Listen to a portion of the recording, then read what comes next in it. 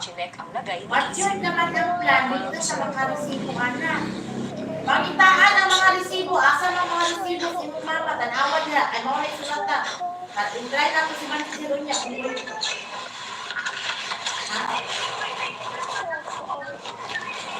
Ang kaduo naman ni Izzy na si River, malalim din ang isip. Lehman.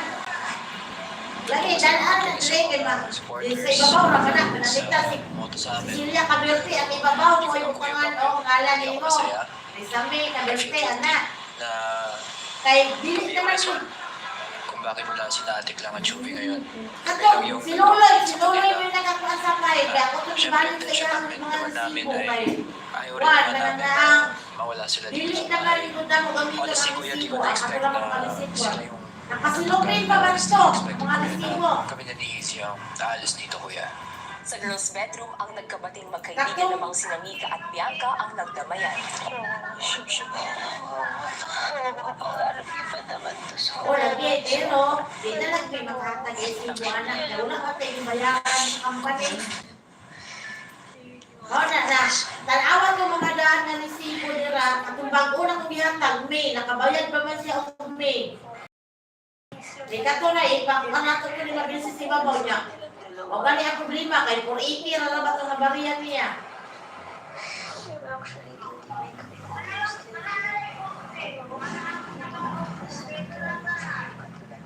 Wala mo na ingnan nga wala kami gibayaran sa good life, ma'am.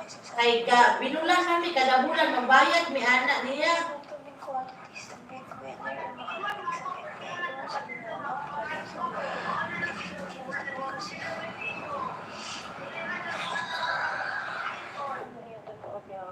Mo na, ani na lang ko niya pagbutat ko nimo pag nana sa manager. Samantala ang kaduong ni Mika na si Brett, Pero pangitag resibo niya.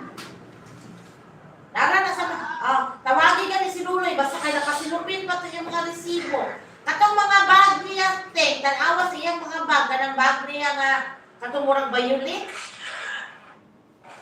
O wala, dala sa sige, ulit kata sa pagdala. Sige. Kuya, posible po ba mapagpalit sa akin ang spot si Ate lang? Oo, ito kayo na yung taga. Bayaran na, wala naman siya bayaran. Posible po ba yun? Ano naman po sila ni Mika, kuya? Oo, Sa tingin ko, kasi maintindihan naman ni Mika. mauna kayo, mauna man po ilang. Bakit Yasin, mo na may gigamit niya. Hindi ko alam. Hindi ko kasi until na maintindihan paano nangyari yun. Parang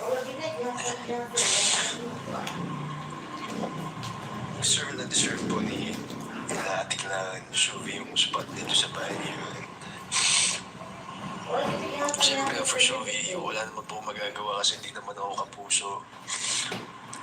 Yung pwede ko lang gawin sa kanya is be a friend to her. Kaya hindi ko din naman magagawa yun habang nasa loob ako. So, yun ang naisip kong paraan.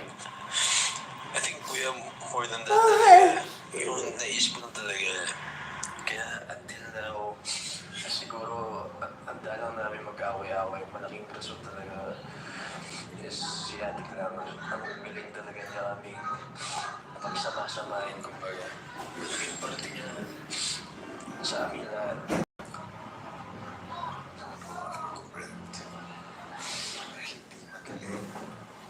Mawalay sa isang tao na maluwag sa iyo. Sa isang banda, ikaw na rin ang nagsabi na si Clarice, marami na ipapahagi sa inyo. Maraming nagagawa sa inyo. Ibig sabihin, marami kayo natutunan sa kanya. Marahil ito na yung pagkakataon para patunayan sa kanya na talagang meron na siyang nagawa para sa inyo.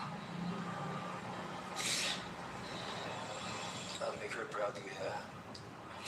I promise. I'm praying na yung pagmamahal na nabigay niya sa amin dito bukod sa amin ng 10-4 years. Sana. Kasi grabe, ibang klaseng tao, kuya. Madalang ka lang makakilala ng gano'n. Maswerte ko,